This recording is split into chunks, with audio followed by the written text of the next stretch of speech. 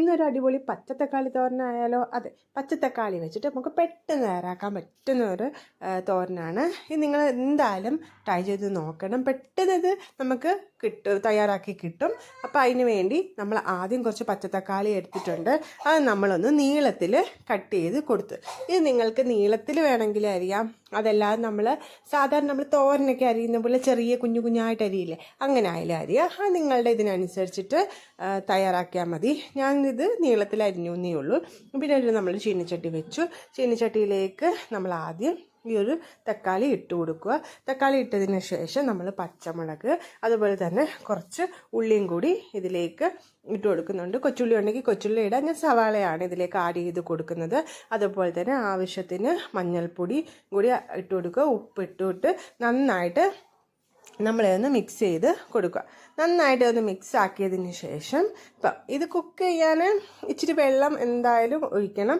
അപ്പം അത് നിങ്ങൾ ഫുള്ള് വെള്ളം ഒഴിക്കാതെ കുറച്ച് തളിച്ച് കുറച്ചായിട്ട് വെള്ളം ഇതിലേക്കൊന്ന് ആഡ് ചെയ്ത് കൊടുത്തിരുന്നാൽ മതിയാകും. അല്ലെങ്കിൽ ഒത്തിരി വെള്ളമായി കഴിഞ്ഞാൽ അത് അലിഞ്ഞു പോവും. അതുകൊണ്ട് നിങ്ങൾ കുറച്ച് വെള്ളം തളിച്ച് കൊടുക്കുക. അത് നമ്മളിപ്പോൾ ഒരു കുറച്ച് വെള്ളം ഒഴിച്ചു, എന്നിട്ട് ഒരു കുറച്ച് നേരം ഒന്ന് അടച്ച് വെച്ച് കുക്ക് ചെയ്തെടുക്കുക. അതിനുശേഷം നമ്മളിതൊന്ന് തുറന്നിട്ട് അതിലേക്ക് കുറച്ച് കറിവേപ്പില ഇടുക. അതുപോലെ തന്നെ ഒന്ന് മിക്സ് ചെയ്ത് കൊടുക്കുക.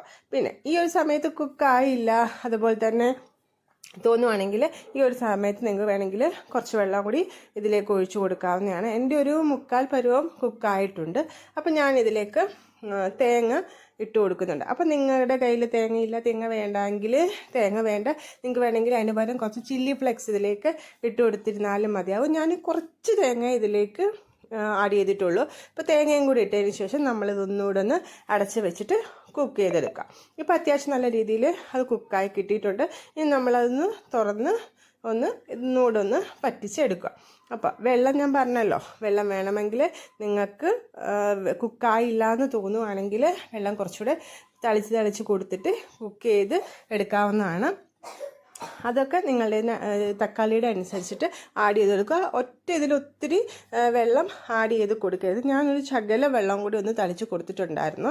അതിനുശേഷം ആവശ്യത്തിന് മുളക് പൊടിയും കൂടി ഇതിലേക്ക് ആഡ് ചെയ്ത് കൊടുക്കുക.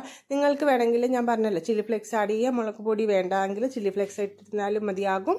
എന്നിട്ട് നന്നായിട്ട് ഒന്ന് മിക്സ് ചെയ്ത് കൊടുത്തിരുന്നാൽ നല്ല ടേസ്റ്റി ആയിട്ടുള്ള തക്കാളി തോരൻ തയ്യാറാണ്. പെട്ടെന്ന് തയ്യാറാക്കാൻ പറ്റുന്ന ഒരു ഐറ്റമാണ്.